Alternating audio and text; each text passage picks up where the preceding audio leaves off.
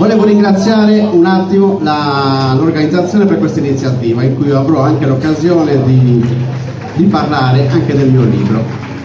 Grazie. Allora, mi presento, il mio nome è Alberto Secchi, sono un ex militare e infermiere. Specifico queste due mansioni perché è stato proprio attraverso l'attrito tra questi due ruoli opposti ad avermi portato nel tempo a sviluppare, diciamo, una certa competenza, per alcuni un'ossessione, sulla manipolazione psicologica e su quei meccanismi atti a rendere un individuo completamente ubbidiente. Infatti ritengo che l'attuale sistema di informazione globale risulti adesso completamente militarizzato, con una guerra cognitiva lanciata su vasta scala per conquistare, dirottare e manipolare sia l'attenzione, sia che le percezioni collettive delle persone, attraverso l'uso di sofisticate tecnologie informatiche e soprattutto discipline quali la psicologia, la sociologia e anche la linguistica. Il neocolonialismo è stato in grado di camuffare abilmente la sua veste imperiale, perseguendo gli stessi scopi, ma per vie opposte, meno identificabili. I nuovi colonizzatori arrivano sempre a bordo di grandi navi e riducono in schiavitù la popolazione locale, prosciugando le risorse, con la sola differenza che questo lavoro sporco, oltre ad essere agevolato dalla complicità di forze interne, la cosiddetta borghesia compradora, viene imbiancato e venduto all'opinione pubblica attraverso attraenti slogan che non sono altro che formule semantiche manipolatori atte a rendere gli individui completamente ubbidienti. Così, quindi praticamente si usa queste, possono essere un esempio di queste frasi, sono per esempio la competitività, libero mercato, resilienza energetica, transizione verde, modernizzazione e via dicendo.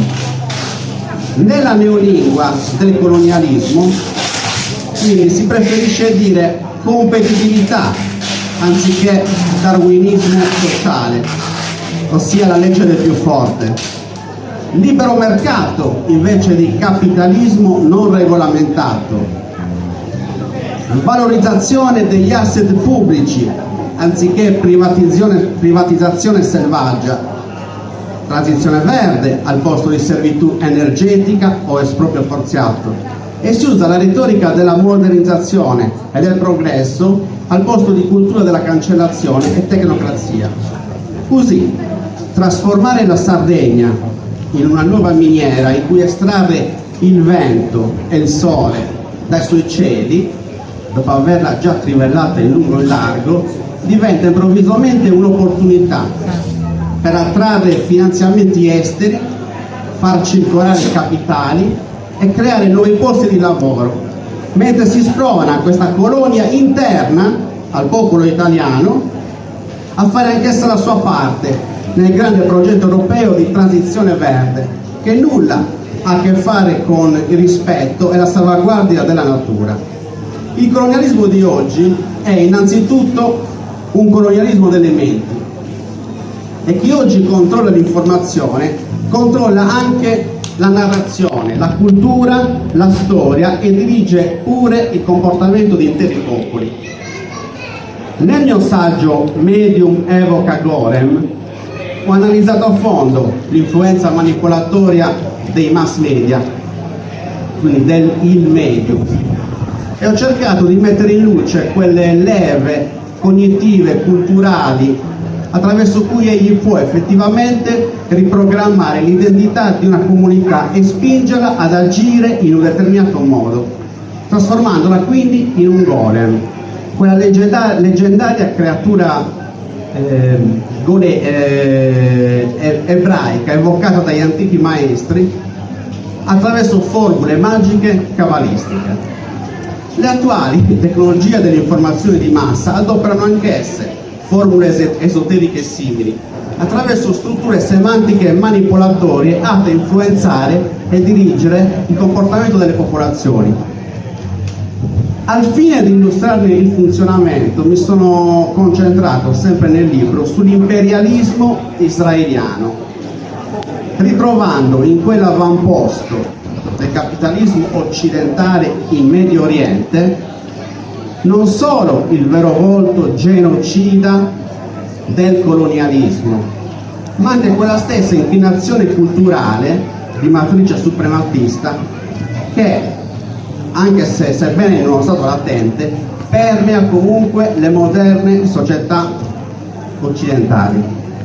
Infatti ciò che consente a un popolo di divenire uno spietato carnefice o un ubbidiente servitore ha origine e si sviluppa all'interno del medesimo laboratorio di ingegneria sociale. In questo laboratorio avviene la premeditata disintegrazione dell'identità culturale di una comunità per sostituirla con un'altra più ubbidiente. È, per intenderci, lo stesso trattamento cui sono sottoposti i soldati durante la fase di indottrinamento. In questo addestramento si sopprimono le singole individualità culturali per forgiare un'identità collettiva che dia priorità agli obiettivi politico-militari rispetto alle preferenze personali, rispetto anche alla morale e a qualsiasi altro aspetto della vita civile. Inconsapevolmente tutte le moderne società civili si trovano oggi all'interno di questo vasto programma di militarizzazione, che nella fase iniziale prevede proprio la demolizione controllata dei loro confini identitari.